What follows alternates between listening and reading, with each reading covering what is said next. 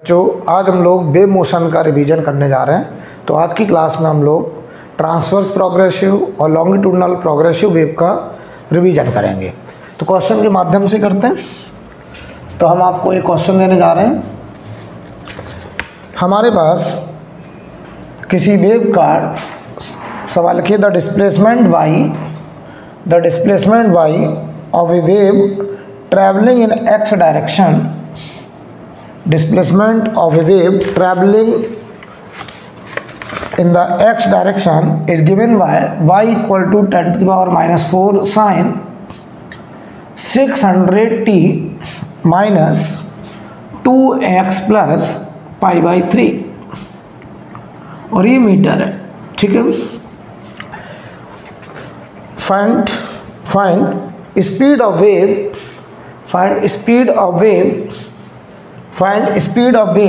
in meter per second,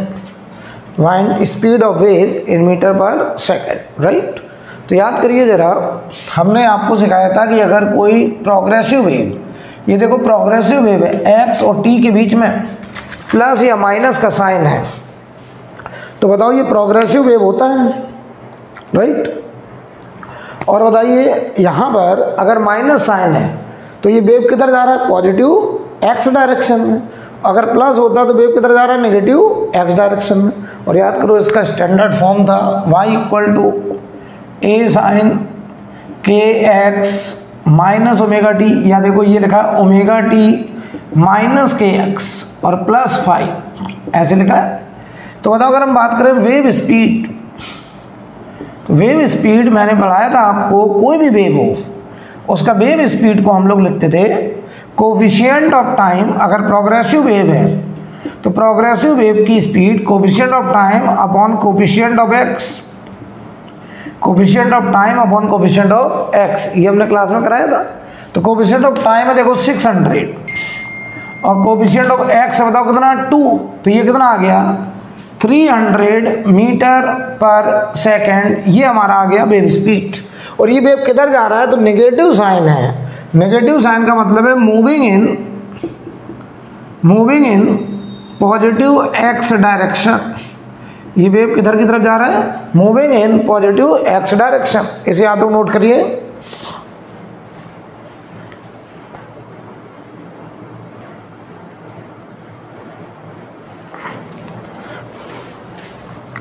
देखिए अगला question करेंगे। इसे रब कर दिया जाए बेटा।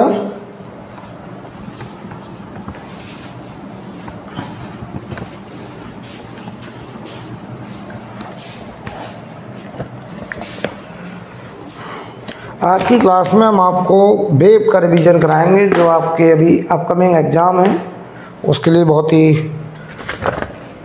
इम्पोर्टेंट रहेगा, बहुत फायदेमंद रहेगा। तो क्वेश्चन नंबर 3 देखिए,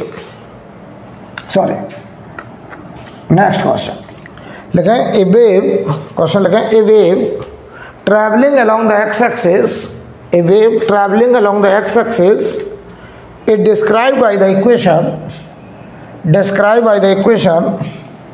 0.005 cos alpha x minus beta t, alpha x minus beta t. ये हमें एक प्रोग्रेसिव वेव की इक्वेशन दी गई है। आगे लिखें, if the wavelength and time period of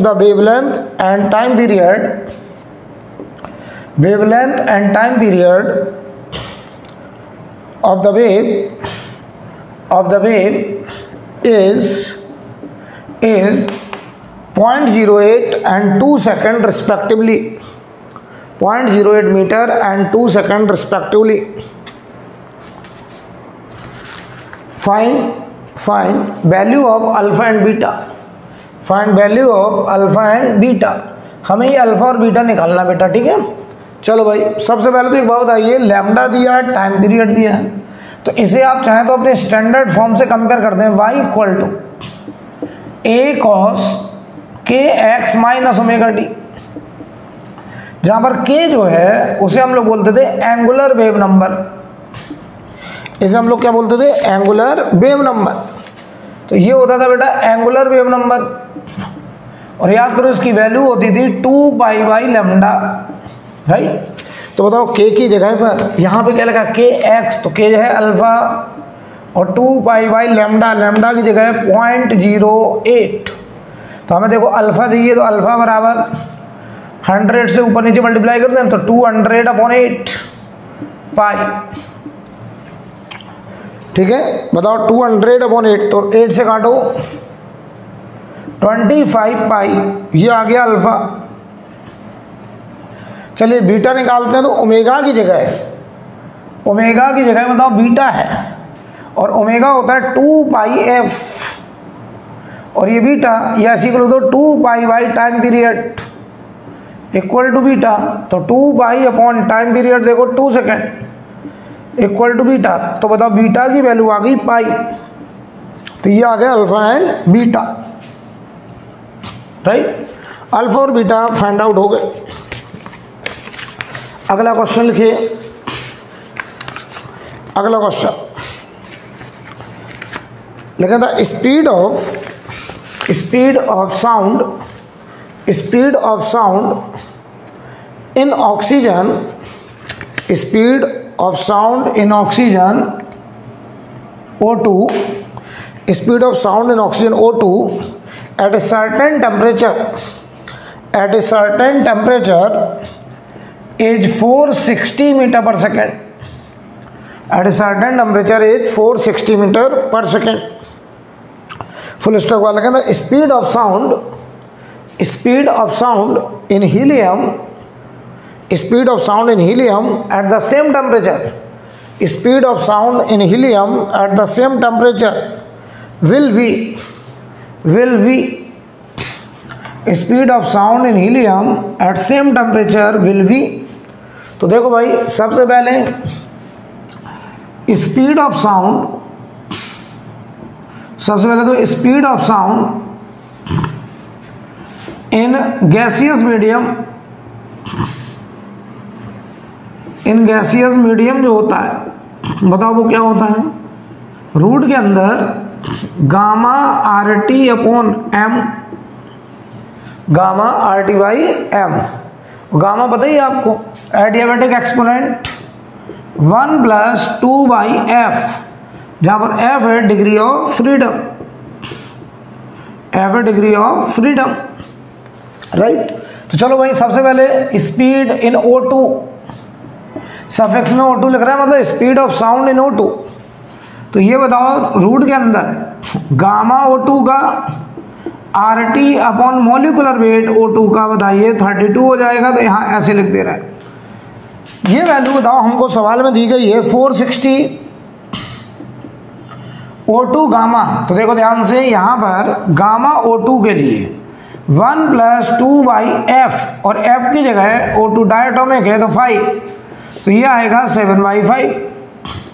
gamma helium के लिए 1 + 2/3, ये आएगा 5/3। तो मैं यहाँ वैल्यू रखने जा रहा हूँ, तो ये देखो 7/5 RT अपॉन 32, ठीक है फर्स्ट। अब आओ जरा, हमको हीलियम में स्पीड निकालनी है, तो ये हमको निकालना है। रूट के अंदर गामा बताओ 5/3, RT वही है, बताओ हीलियम का मॉलिकुलर मास 4, इसे नाम देते क्वेश्चन नंबर 2, राइट। अब देखो जरा, अब अगर मैं इक्वेशन को डिवाइड कर दूं, इक्वेशन नंबर 2 डिवाइडेड बाई 1 कर दूं,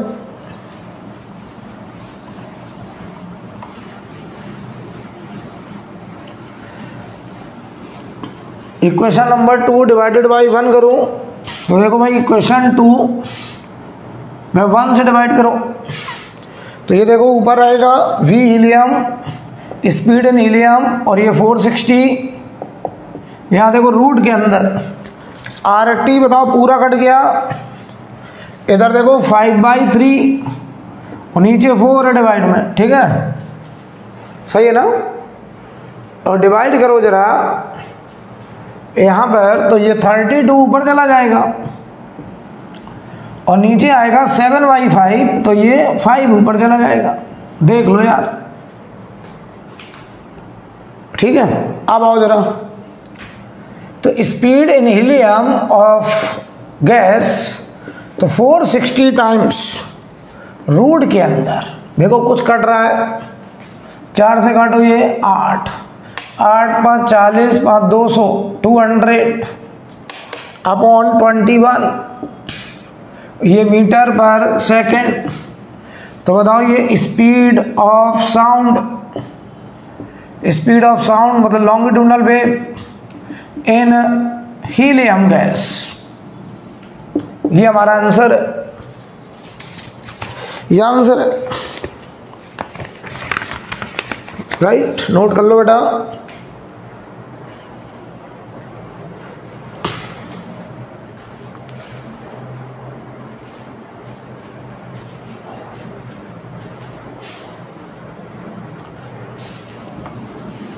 अगला क्वेश्चन देखेंगे।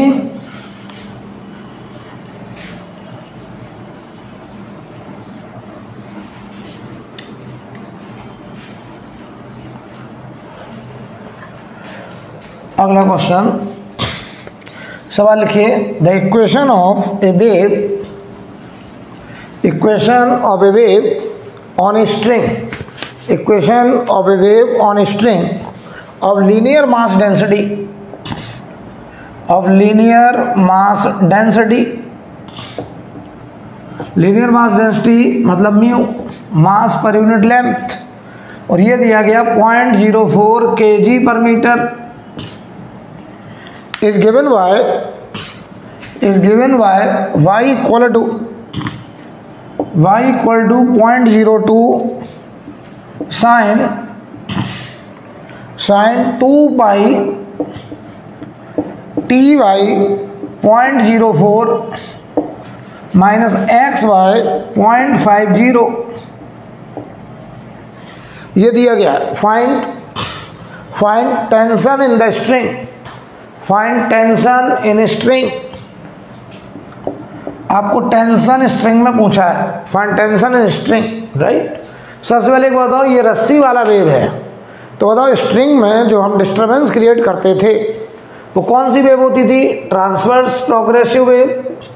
देखो एक्स और टी के बीच में साइन है माइनस का, तो ये वेव राइट साइड जा रहा है, रस्सी में जा रहा है, इसलिए ट्रांसवर्स प्रोग्रेसिव वेव। तो ये देखो ट्रांसवर्स प्रोग्रेसिव वेव, ठीक। अब देखो रस्सी वाली वेव की स्पीड लिखना है हमें, तो देखो हमारे पास दो तरीके हैं। एक तो यहां पर वेव स्पीड मैंने अब ये भी सिखाया, coefficient of time upon coefficient of x. तो टाइम का कोफिशिएंट देखो 1/0.04, और ये बताओ 0.50 ऊपर चला जाएगा, क्यों भाई? तो 1/0.5 ऊपर चला गया, देख लो। तो ये बताओ वेव स्पीड जो आ रही है वो आ रही 50/4, 25/2, ठीक है। और ये आ गया मीटर पर सेकेंड, ये आ गई वेव स्पीड। ध्यान से देखिएगा, अगर ये वेव स्पीड आ गई, अब बताओ स्पीड ऑफ स्ट्रिंग वेव की स्पीड हमने आपको पढ़ाई थी रूट के अंदर T/म्यू। रस्सी में टेंशन, म्यू उस स्ट्रिंग का लीनियर मास डेंसिटी, और ये तुम पहले ही निकाल चुके हो 25/2, और यही बराबर होगा रूट के अंदर T/म्यू के। और म्यू बताओ बेटा, सवाल में दिया गया है आपको 0.04 देख लो यार। तो चलो भाई दोनों तरफ स्क्वायर कर दो, स्क्वायर कर दिया जाए। चलो भाई, तो 25 का स्क्वायर 625/4, और T/, इधर आओ, ये बना 0.04 देख लीजिए। तो बताओ यहां से सॉल्व करने पर इसको इधर ले जाओ, 4 से 4 कट जाएगा, 6.25, तो टेंशन आ गया 6.25 न्यूटन। ये आंसर आ चुका है, नोट कर लो बेटा।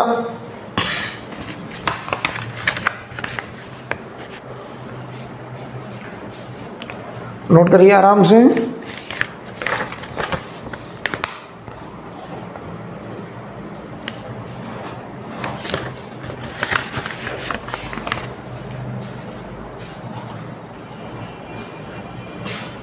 हटा दिया जाए। अब देखिए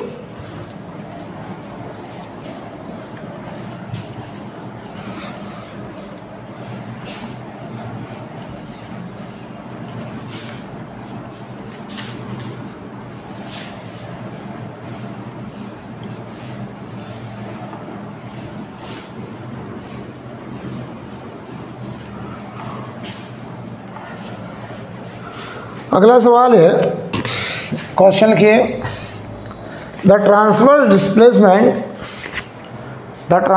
displacement y as a function of x and t। ये y है पार्टिकल का displacement perpendicular to wave propagation, x particle की पोजीशन, t जिस टाइम पर हमें ऑब्जर्वेशन लेना है, इक्वल टू दिया है e power minus a x square plus b t square plus 2 root a B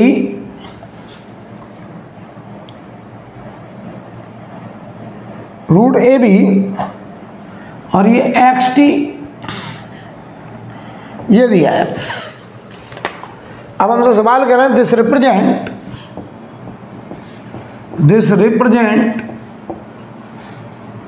हमसे पूछ रहे हैं दिस रिप्रेजेंट, अब देखना ध्यान से, दिस रिप्रेजेंट, अब 4 ऑप्शन में लिख रहा हूं इसमें। पहला स्टैंडिंग वेव, हमको पहचानना ये कौन सा वेव है, स्टैंडिंग वेव ऑफ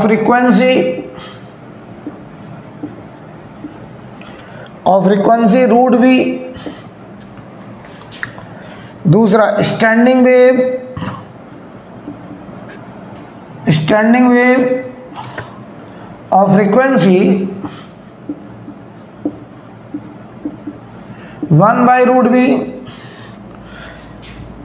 कह रहे हैं प्रोग्रेसिव वेव मूविंग इन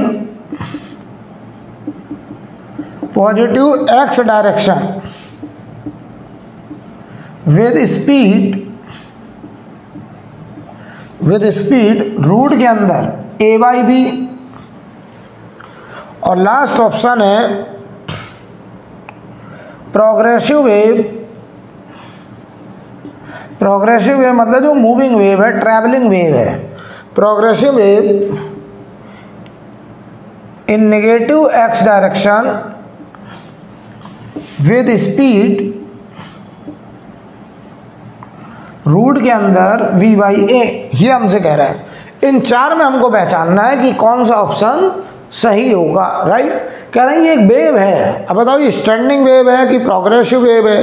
वो अगर प्रोग्रेसिव वेव है तो किस डायरेक्शन में प्रोग्रेस कर रहा है, हमसे ये पूछ रहा है। तो चलो देखते हैं प्रोग्रेसिव वेव कैसे पहचानते हैं। जब x और t के बीच में प्लस या माइनस का साइन अगर होगा तो हम कहेंगे ये प्रोग्रेसिव वेव है। तो चलो भाई देखो, y equal to e power minus, इसको जरा गौर से देखो, इसको देखो क्या लिखा है, इसे हम ऐसे लिखते हैं, रूट के अंदर ax plus root b t का होल स्क्वायर। देखो ध्यान से, root ax plus root b t का होल स्क्वायर। तो देखो a स्क्वायर तो ax square, v t square 2ab, यही तो लिखा है। तो बताओ जरा ध्यान से, इनके बीच में प्लस साइन आ रहा है, तो ये वेव बताओ किधर जा रहा है।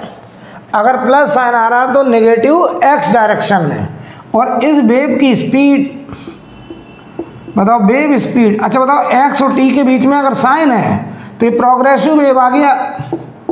ये क्लियर हो गया कि ये मूविंग वेव है, ये प्रोग्रेसिव वेव है, और इस वेव की स्पीड होगी coefficient of time upon coefficient of x। तो टाइम का कोफिशिएंट है रूट बी और कोफिशिएंट ऑफ x है रूट a, और बीच में साइन है प्लस का, तो ये moving in negative x direction, या लेफ्ट साइड भी कह सकते हैं आप। तो बताओ इसका आंसर लास्ट हो जाएगा बेटा, लास्ट हो जाएगा। बहुत ही आसान सवाल था, लेकिन आपको ये पहचानना पड़ेगा, राइट।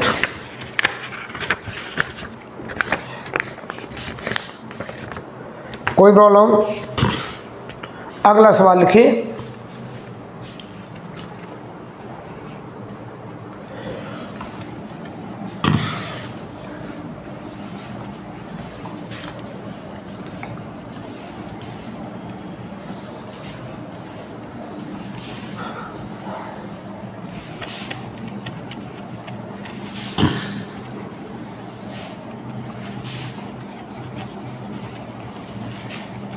अगला सवाल लिखिए, क्वेश्चन लिखिए, in a transverse wave, question लिखिए, in a transverse wave the distance between a crest, distance between a crest and neighboring trough, distance between a crest and neighboring trough at the same instant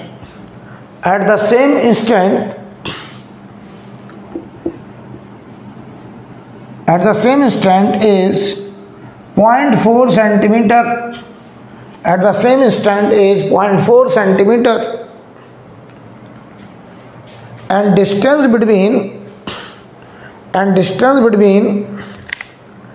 a crest and trough at the same place, distance between a crest and trough at the same place is 1 centimeter, distance between a crest and trough at same place is 1 centimeter। आगे लिखें, the next crest, full stop वाला लिखिए, the next crest appear at the same place, next crest appears at the same place after a time interval of 0.4 second, after a time interval of 0.4 second, right? Find maximum speed of the vibrating particles, in the medium, find maximum speed of the vibrating particle in the medium। कह रहा हूँ उस medium में जो vibrating particle हैं उनकी maximum speed. तो बताओ मैक्सिमम स्पीड कहाँ होती है? मीन पोजीशन पे। कितनी होती है? ए ओमेगा, ए एम्पलीट्यूड और ओमेगा हमारा एंगुलर फ्रीक्वेंसी। तो देखते हैं जरा, सबसे पहले तो ये जो वैल्यूज दी गई है क्या है जरा समझते हैं। ये जो हमको 4 सेंटीमीटर, 1 सेंटीमीटर और 0.4 सेकंड दिया, ये क्या चीज़ है पहले ये समझा जाए। सवाल पढ़ो शुरू से। In a transverse wave the distance between a crest and neighbouring trough, बताओ जरा, एक ट्रांसवर्स प्रोग्रेसिव वेव है, ध्यान दो, ट्रांसवर्स वेव कहा गया है और ये ऐसा वेव है, ऐसे मान लो। तो कह रहे हैं हमसे distance between crest and neighbouring trough, बताओ ये दूरी कितनी होती है? λ/2। तो बताओ λ/2 की वैल्यू 0.4 सेंटीमीटर, यानी लैम्डा बराबर हो गया 0.8 सेंटीमीटर। पहली इंफॉर्मेशन ये। अब आगे बढ़ो, current distance between a crest and trough eight the same place, बताओ जहां क्रेस्ट है उसी जगह पे कभी ट्रफ भी बनेगा, कभी यही वेव। देखो भाई, अब ये वेव ऐसे है, कुछ देर के बाद ये वेव ऐसे भी हो जाएगा, ऐसे। तो बताओ जहां क्रेस्ट वहीं ट्रफ, तो ये क्रेस्ट और ट्रफ के बीच की दूरी 2a, 2 टाइम्स एम्पलीट्यूड। तो ये वैल्यू दी गई है 2a बराबर 1 सेंटीमीटर। कह रहा है उसी जगह पर क्रेस्ट और ट्रफ के बीच की दूरी 1 सेंटीमीटर है, तो 2a बराबर 1 सेंटीमीटर, तो a बराबर 1/2 सेंटीमीटर। अगली इंफॉर्मेशन पढ़ो, the next crest appear eight the same place, बताओ जहां क्रेस्ट है इसी जगह पे दोबारा क्रस्ट कब बनेगा? तो ये बताओ, यहाँ से यहाँ जाएगा T/4, फिर यहाँ T/4, फिर लौट के T/4, फिर T/4, यानी 1 टाइम पीरियड के बाद जहाँ क्रस्ट था वहीं फिर क्रस्ट बन जाएगा। तो 1 टाइम पीरियड हमको दिया गया है, क्या बोला पढ़ लो अच्छे से, कि जहाँ क्रस्ट है उसी जगह दोबारा क्रस्ट बनने का टाइम 0.4 सेकेंड, तो वो 1 टाइम पीरियड हो गया 0.4 सेकेंड। अब हमसे कह रहे हैं पार्टिकल की मैक्सिमम स्पीड बताओ। तो बताओ v पार्टिकल मैक्सिमम आपने पढ़ा होगा a ओमेगा।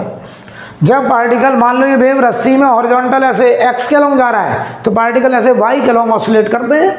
और अगर बताओ y के अलॉन्ग ऑसिलेट करते हैं तो मीन पोजीशन पर उनकी velocity maximum a omega. a बताओ कितना है, एक बार ऐसे लिखते हैं, a ओमेगा को लिख दे रहे हैं 2πf की जगह टाइम पीरियड 1 टाइम पीरियड। तो चलो वैल्यू रख दें, a की वैल्यू है 1/2 2π और टाइम पीरियड है 0.4। 2 से 2 कट गया, तो ये देखो बेटा 10π/4 हो गया, तो ये हो गया 5π/2, देख लो यार। और ये हो गया सेंटीमीटर पर सेकेंड। ये मैक्सिमम वेलोसिटी ऑफ पार्टिकल, ये पार्टिकल की maximum velocity at mean position, right. देखिए सवाल की लैंग्वेज देखिए, इंपॉर्टेंट बात ये कि क्या आपको ये समझ है कि नहीं, कितनी बढ़िया लैंग्वेज इस्तेमाल करी कि आपको ये आइडिया है कि नहीं कि किसी जगह पर क्रस्ट के बाद दोबारा क्रस्ट बनने में कितना टाइम, एक क्रस्ट और एक बगल वाले ट्रफ के बीच का कितना गैप, और एक ही जगह पे क्रस्ट और ट्रफ के बीच का गैप 2a 2 टाइम्स एम्पलीट्यूड। ये आपको वास्तव में वेव फॉर्मेशन अगर आता है तो आप सवाल कर लेंगे। अगर आपको वेव जनरेशन नहीं आता कि वेव कैसे जनरेट होता है, कैसे क्रस्ट ट्रफ का फॉर्मेशन होता है, तो आप नहीं कर पाएंगे, राइट। नोट करिए, फिर हम लोग अगला क्वेश्चन करने जा रहे हैं।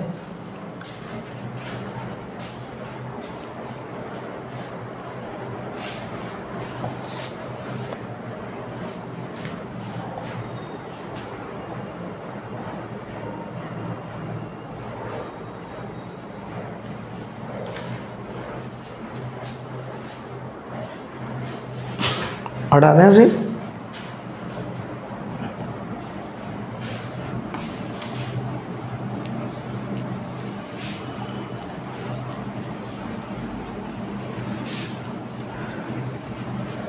अगला क्वेश्चन लिखिए, लिखें एन इंजन, सवाल लिखें an engine approaches a hill, an engine approaches a hill with constant speed,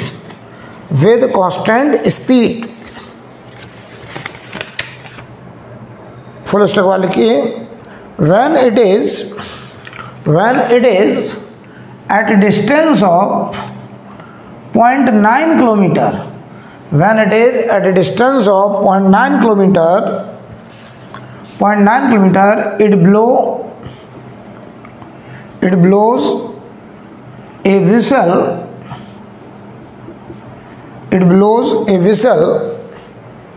whose echo is heard by the driver after 5 seconds. After 5 seconds,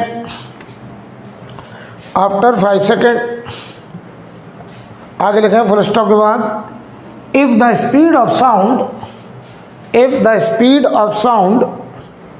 is sound की speed 330 metre per second, speed of sound is 330 metre per second, find speed of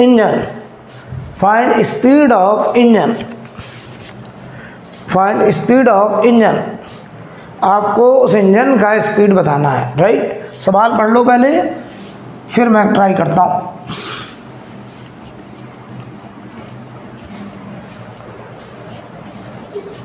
पहले question पढ़ लो बेटा। पढ़ लिया। चलिए, कह रहे एक इंजन है अप्रोच कर रहा है एक हिल को। तो मान लो बेटा ये हिल है, ये एक हिल है, ठीक। यहां से कोई कार आ रहा है, मान लो कोई इंजन कह रहा है तो कार मान लो। जब ये कार, इसे हम लोग इंजन बोल दे रहे हैं, चलिए ठीक है, ऐसे आ रहा है इसकी तरफ, इसकी ये स्पीड हमको निकालनी है। कह रहे जब ये इससे 0.9 किलोमीटर, 0.9 किलोमीटर का मतलब क्या हुआ बेटा, 900 मीटर, क्यों 900 मीटर दूरी पे जब था, तो इसने एक साउंड जनरेट किया। ये जा रहा है साउंड, ठीक, ध्यान से देखना। अब ये साउंड गया, ऐसे जा रहा है, ऐसे जा रहा है। अब जब ये साउंड जा रहा है तो ये भी तो आगे बढ़ रहा होगा, लेकिन साउंड की स्पीड ज़्यादा है, तो साउंड ऐसे गया होगा और इस हिल से यहाँ टकराया और टकरा के बैक हुआ। और बैक हुआ मतलब इको रिफ्लेक्शन के बाद इसने साउंड को यहाँ रिसीव किया, ये इंजन यहाँ पहुँच गया होगा और वापस इसने ई को यहाँ रिसीव किया होगा, ठीक। तो मान लो ऐसा होने में टी टाइम लग गया, तो ये फोटोग्राफ अगर टी बराबर 0 का है और यहाँ पर जब ये पहुँचा तो टी बराबर T0 का है। तो देखो T0 टाइम में ये इंजन यहाँ से यहाँ पहुँच पाया और साउंड देखो यहाँ से गया और वापस इतना आ गया, राइट। तो बताओ तुम मुझे, ये जो डिस्टेंस होगी इंजन की स्पीड v इंटू T0, तो बताओ ये दूरी कितनी बची, 900 माइनस VT0। बोलो भाई, तो देखना ध्यान से, मैं बात करूं for sound wave, for sound wave, बताओ इस इंजन ने, अगर इस ऑब्जर्वर ने इको को रिसीव किया है यहां पर, तो बताओ उसने साउंड छोड़ा यहां से था, तो साउंड कितना डिस्टेंस कवर किया, यहां से यहां तक जाना 900 और लौट के इतना आना। तो बताओ हम लिख दे रहे हैं डिस्टेंस बराबर साउंड वेव के लिए distance covered speed of sound, speed of sound into time T0। देखना सवाल लगभग खत्म है। डिस्टेंस देखो कितना, 900 मीटर गया, लौटा कितना, 900 माइनस VT0। तो 900 प्लस 900 माइनस VT0 बराबर साउंड की स्पीड कितनी दी गई है 330, और कितने टाइम में इसने ऐसा किया, T0 टाइम में। तो बताओ साउंड T0 टाइम में ऐसे आया, यहाँ तक बैक हुआ। तो यार बताओ यहाँ से अगर हमें V निकालना है और T0 की वैल्यू बताओ 5 सेकंड दी गई है, सवाल पढ़ लो। जो T0 है वो 5 सेकंड क्वेश्चन में हमको गिवन है यार, ये वैल्यू दी गई है। तो T0 को जरा 5 रख दो, तो ये 900 प्लस 900 माइनस 5V, T0 को 5 रख रहा हूँ, और ये 330 इंटू 5, ठीक है। चलो ये हुआ 1800 माइनस 5V, देख लो। तो इधर आओ, ये बचा 150 और ये बचा 5V, तो स्पीड ऑफ इंजन आ गया 30 मीटर पर सेकेंड। ये हमारा आंसर हो गया बेटा, ये आंसर है, नोट कर लीजिए।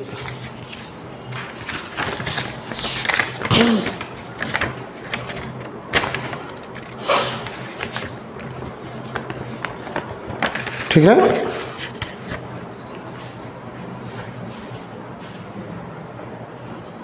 आज हम लोग केवल प्रोग्रेसिव वेव का रिवीजन करेंगे। Standing wave, Doppler's effect, beats, वो सब आगे की क्लास में होगा, कल की क्लास में आगे बात होगी। अभी हम लोग आज केवल प्रोग्रेसिव वेव, प्रोग्रेसिव दोनों, रस्सी वाला और साउंड वाला, longitudinal progressive and transverse progressive.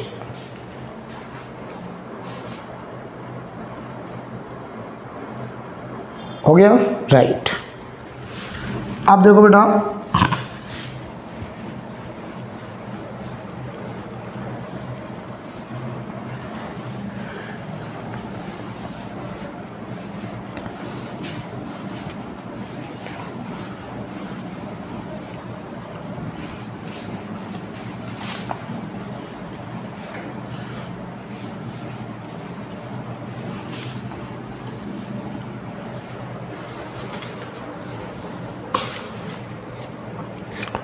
अगला क्वेश्चन देखो बेटा, सवाल लिखे transverse wave is represented by y equal to 10/π sine 2π/t into t minus 2π/λ into x. ठीक है,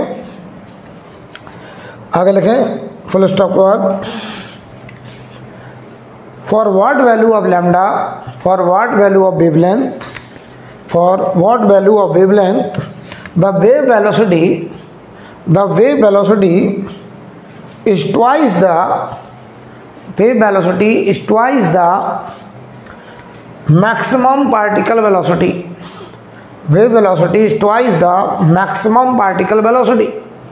ठीक है, तो सवाल देखो क्या है, wave velocity twice the particle maximum velocity bp max, wave velocity coefficient of time upon coefficient of x और 2 टाइम्स ऑफ ए ओमेगा।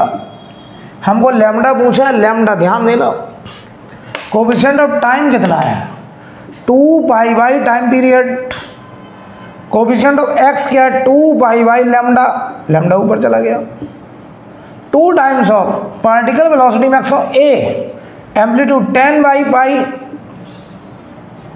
और जो ओमेगा होगा, ओमेगा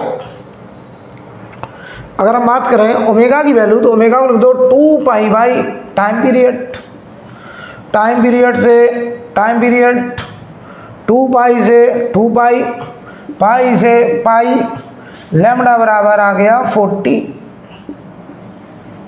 अब अगर सेंटीमीटर होगा तो सेंटीमीटर, वो सेंटीमीटर ही होगा, right.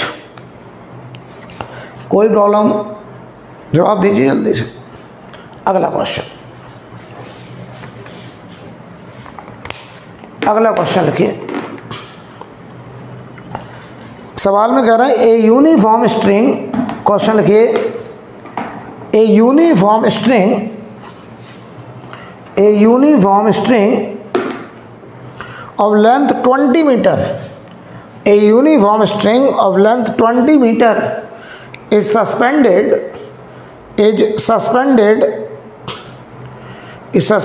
from a rigid support, full stop वाली की a short wave pulse is introduced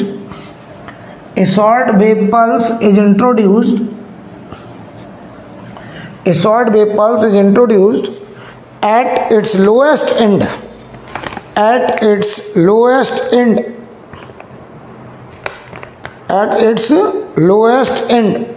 right, at its lowest end it start moving up the string, full stop वाले time taken to reach the support is, तो कह रहे हैं उस wave को bottom से टॉप रिजिड सपोर्ट तक पहुंचने में कितना टाइम लगेगा। ध्यान दो, सवाल कुछ ऐसा, हमने यहां पर एक रस्सी और इसके लोअर एंड पर यहां हमने एक डिस्टरबेंस क्रिएट किया, ये एक वेव है, और इस रस्सी की लेंथ जो है कितनी दी गई है 20 मीटर कहा गया है, राइट। तो ध्यान दो, हमने मान लिया मास इसका m है, लेंथ l है और वो l 20 मीटर दिया गया। तो बताओ लीनियर मास डेंसिटी m/l, ये कांस्टेंट नंबर होगा, ठीक है। अच्छा एक बात हो, इस रस्सी में यहां टेंशन कितना होगा, यहां टेंशन 0 होगा, क्योंकि यहां नीचे कोई मास ही नहीं है, कोई mg नहीं है, तो यहां पे कोई लोड नहीं है। सबसे ज्यादा टेंशन यहां होगा, यहां टेंशन मैक्सिमम होगा, ठीक। पहले अच्छे समझ लो यार। एक बात बताओ, वेव स्पीड क्या होता था, ट्रांसवर्स वेव की speed of transverse wave in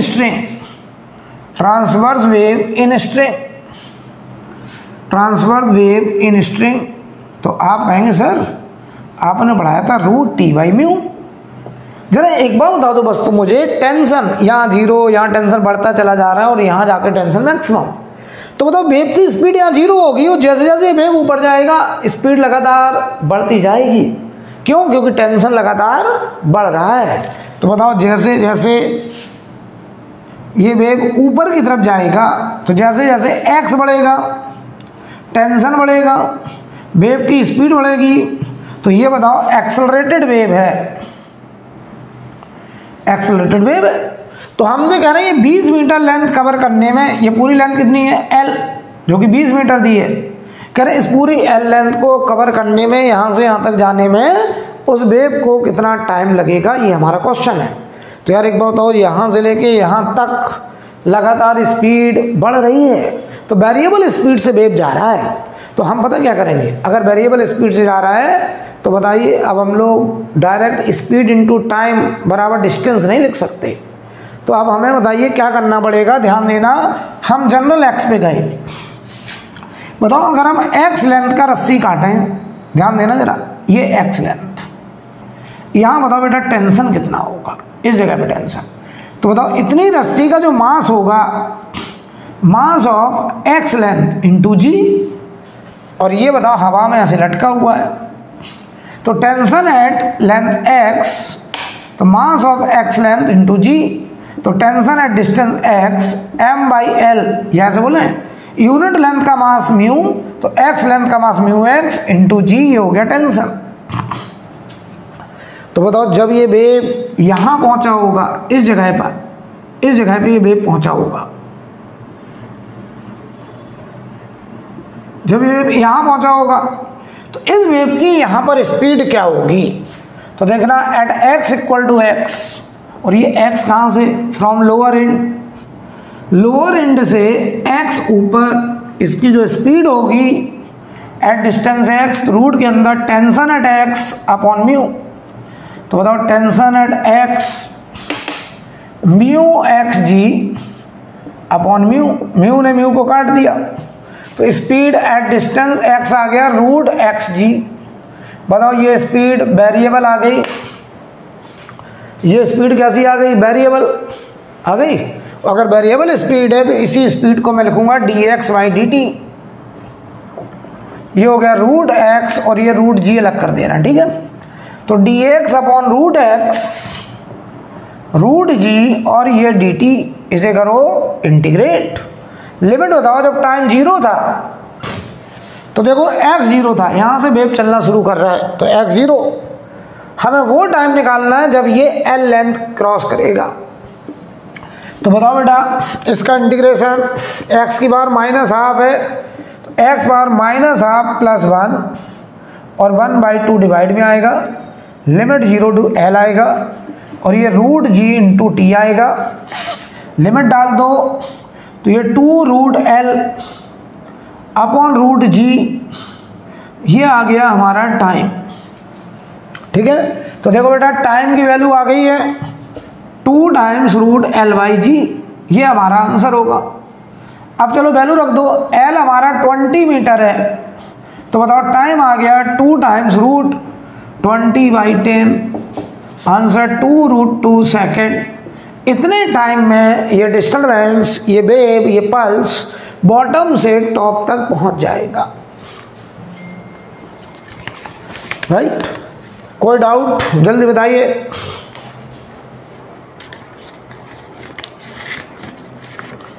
ठीक है, कोई डाउट किसी को।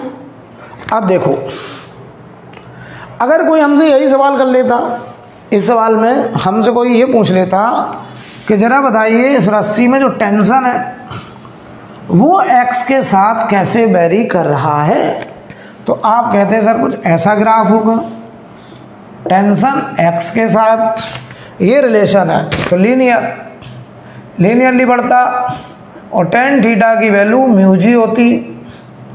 कोई कहता हमसे इस वेव की स्पीड x के साथ कैसे बढ़ रही है, तो स्पीड का रिजल्ट ये देखो, स्पीड का फंक्शन ये, तो देखना हम इसी को दिखा दें सर, v बराबर आया रूट एक्स जी, स्क्वायर कर दो तो v स्क्वायर बराबर एक्स जी। तो इसे दिखाना y एक्सिस पे, तो ये y स्क्वायर बराबर 4ax और y square equal to 4ax, तो ओपनिंग राइट साइड ऐसे आता। ये बताओ वेलोसिटी का x के साथ रिलेशन आता। क्लियर? नोट कर लीजिए। वो हमसे ग्राफ पूछ सकते थे कि इस रस्सी में पार्टिकल जो वेव की स्पीड है, वेव की स्पीड, डिस्टर्बेंस की स्पीड, बताओ x के साथ कैसे वेरी कर रहा है।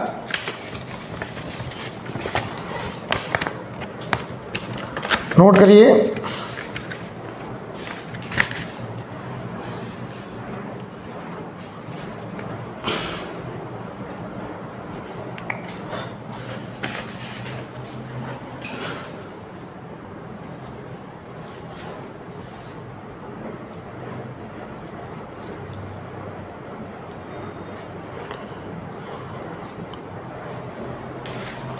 अब अगर हम बात करें,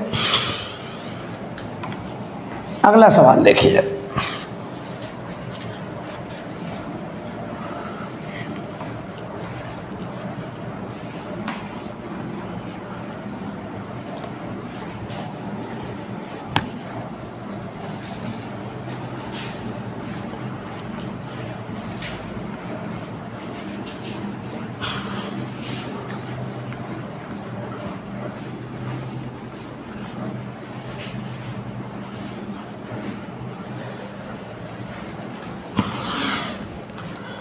अगला जो क्वेश्चन है,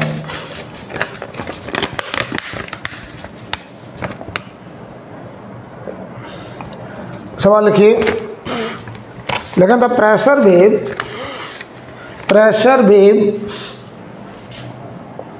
wave P equal to 0.01 sine 1000t minus 3x newton per metre square. ये प्रेशर वेव है। तो ये बताओ, प्रेशर वेव लॉन्गिट्यूडनल वेव है और प्रोग्रेसिव वेव है, x और t के बीच में माइनस साइन है। तो ये बताओ, साउंड का प्रोग्रेसिव वेव है और उसका प्रेशर वेव फॉर्म है। याद करो, मैंने बताया था साउंड का लॉन्गिट्यूडनल प्रोग्रेसिव वेव, साउंड का वेव फॉर्म, मैंने कहा था दो वेव फॉर्म हम लोग लिखते हैं। एक डिस्प्लेसमेंट वेव फॉर्म, वहाँ पर वेव अगर x के लॉन्ग जा रहा है तो पार्टिकल भी x के लॉन्ग ऑसिलेट कर रहे हैं, और एक प्रेशर वेव फॉर्म, वेव जब x के लॉन्ग जाता है तो मीडियम में जगह पे प्रेशर में वेरिएशन होता है, कंप्रेशन और रेयरफैक्शन का फॉर्मेशन होता था, बताया था, सब कुछ पढ़ाया है। तो बताइए, हमने कहा था साउंड वेव को रिप्रेजेंट करने के दो वेव फॉर्म हो सकते हैं, एक डिस्प्लेसमेंट वेव फॉर्म और एक प्रेशर वेव फॉर्म, राइट। कहीं कहीं पे आप डेंसिटी फ्लक्चुएशन भी देख सकते हैं, लेकिन वो प्रेशर वेव फॉर्म का ही दूसरा पार्ट है, राइट। तो आप दो ही मान के चलिए, डिस्प्लेसमेंट वेव फॉर्म और एक प्रेशर वेव फॉर्म। तो ये कौन सा वेव फॉर्म दिया? Pressure wave form. क्या ये रस्सी वाला वेव हो सकता है? ना, रस्सी वाली वेव का केवल एक ही वेव फॉर्म था, कौन? Displacement wave form. लेकिन साउंड वेव का दो वेव फॉर्म था, displacement wave form and pressure wave form. तो सवाल लिखिए, the pressure wave P equal to इतना correspond to a sound produced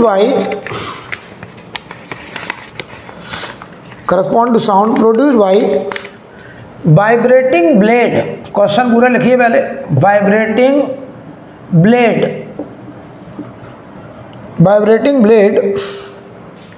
on a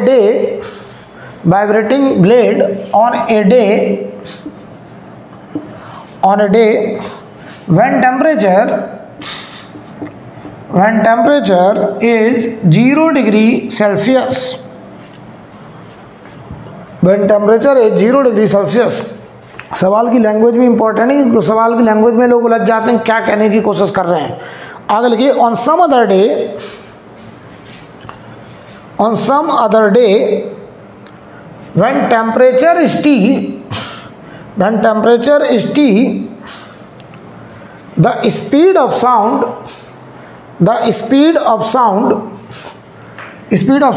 produced by the same blade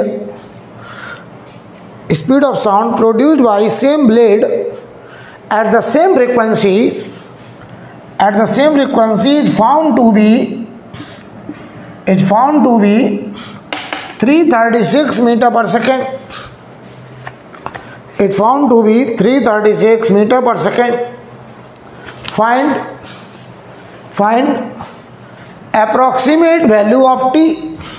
Find approximate value of t. आपको t का temperature का approximate value बताने को कहा गया है, राइट। तो पहले सवाल समझ लेते हैं अच्छे से, फिर क्वेश्चन करते हैं। तो देखो बेटा, ये साउंड का प्रोग्रेसिव वेव दिया है क्या, और ये साउंड किसी ब्लेड के वाइब्रेशन से जनरेट हो रहा है। ब्लेड वाइब्रेट कर रहा है तो साउंड वेव जनरेट हो रहा है, और ये उस साउंड वेव की इक्वेशन है। और ये इक्वेशन बताओ कितने डिग्री पे कही गई है, 0 डिग्री पर। तो याद करो, साउंड की स्पीड किसी भी मीडियम में रूट के अंदर gamma R T by M, gases medium root gamma R T by M. तो क्या मैं ये बोल दूं साउंड की speed proportional to root temperature होगा, रूट टेम्परेचर होगा, राइट। तो बताओ ये पहले स्पीड एट 0 डिग्री सेल्सियस मतलब 273 केल्विन पर स्पीड बराबर कितना होगा, कोफिशिएंट ऑफ टाइम। देखो भाई प्रोग्रेसिव वेव है तो coefficient of time upon coefficient of x. तो बताओ ये speed coefficient of time upon coefficient of x 1000 upon 3, और ये proportional to root temperature 273 kelvin. ये हो गया इक्वेशन नंबर 1, ठीक है। अगली बार जब टेम्परेचर T हुआ तो वही स्पीड पाई गई 336, और ये बताओ प्रोपोर्शनल टू रूट टेम्परेचर, और ये केल्विन में आएगा निकल के, ध्यान देना ये केल्विन में आएगा। दोनों को डिवाइड कर दो तो इक्वेशन नंबर 1 डिवाइडेड बाई 2, तो ये देखो 1000 और ये 3 नीचे, 336 भी नीचे आएगा, और ये रूट के अंदर 273 अपॉन टी, ठीक है। इसे जरा सॉल्व करो, स्क्रीन पॉज करिए और टी को निकालिए। टी बराबर बताओ कितना आ रहा टी आपका, ये आ रहा होगा 277.41 केल्विन, इतना टी आ गया। लेकिन आंसर हमें डिग्री में चाहिए क्योंकि पहला वाला टेम्परेचर डिग्री सेल्सियस में दिया है। तो इसको अगर हम डिग्री में लिखें तो 273 होता है हमारा 0 डिग्री, ठीक है। तो ये बताओ जरा 4.41 केल्विन, सॉरी 4.41 डिग्री, ये केल्विन है तो 273 केल्विन 0 डिग्री होता है, तो 273 घटा दो तो 4.41 डिग्री सेल्सियस ये आ गया हमारा temperature, right. I think clear. अगला सवाल लिखिए, अगला सवाल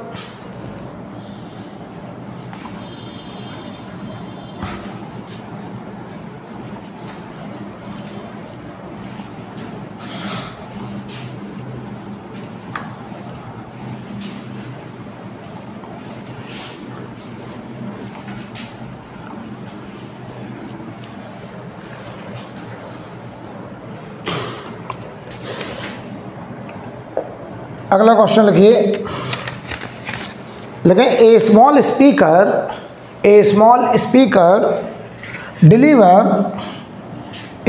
speaker delivers 2 watt of audio output. सवाल की लैंग्वेज अच्छे समझिएगा पहले। कह रहे हैं a small speaker deliver 2 watt of audio output, 2 watt of audio output। Full stock वाले की at what distance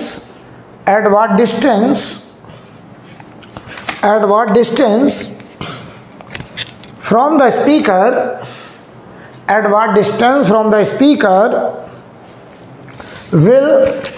will one detect from the speaker will one detect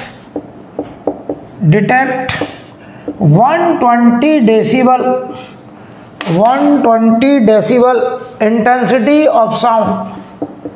120 decibel intensity of sound, 120 decibel intensity of sound, right. अलग से लिखिए bracket में, given reference intensity, given reference intensity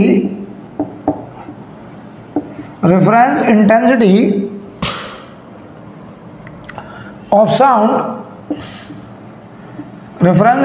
sound as 10 to the power minus 12 watt per meter square।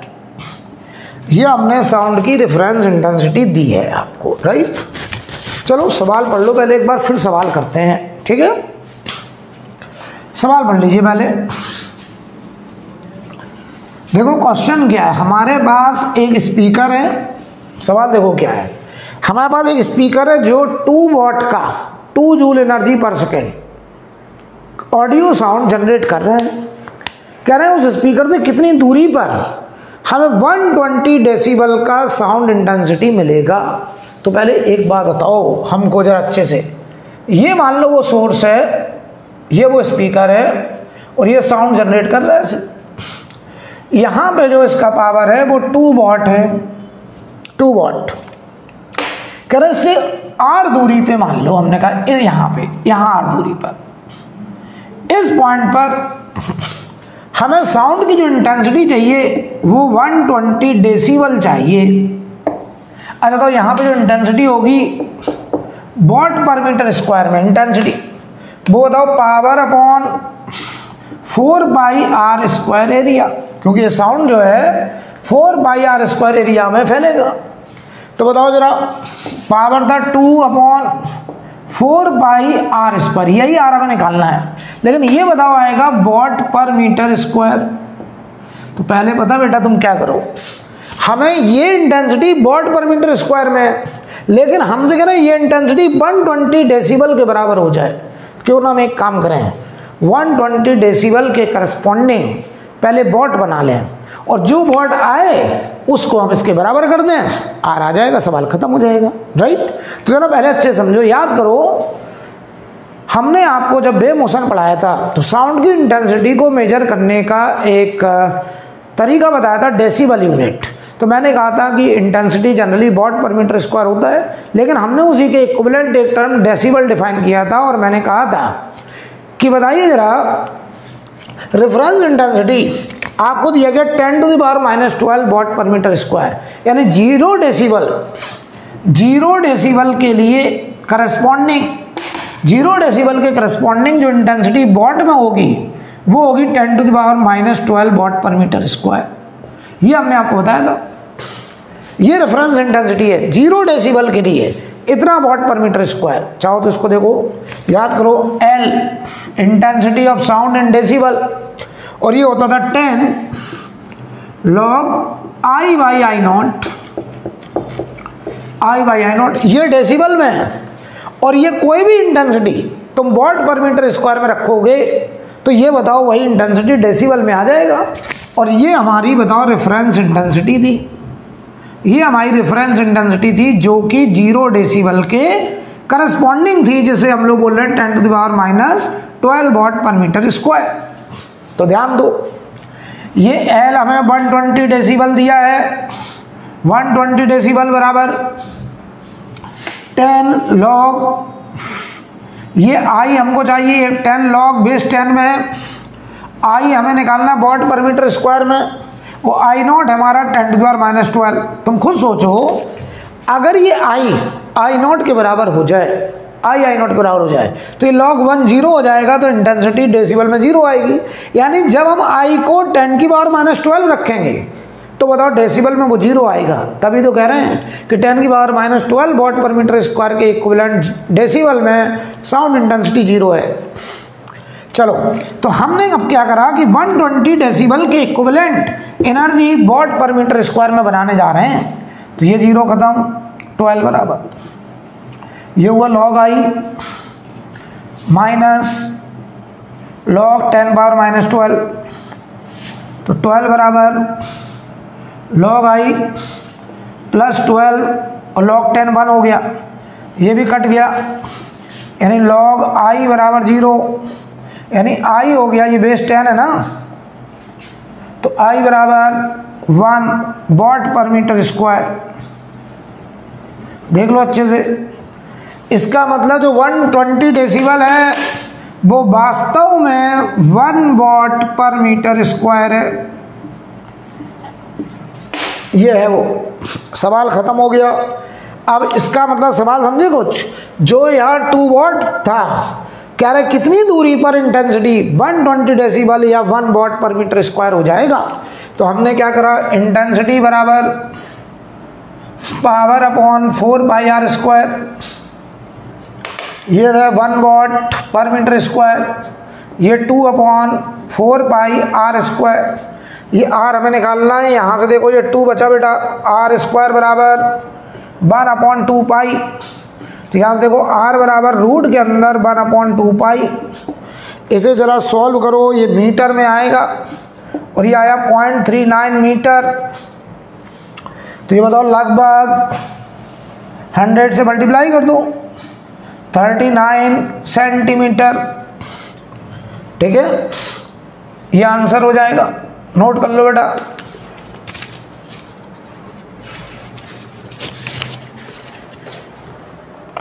Note कर लीजिए।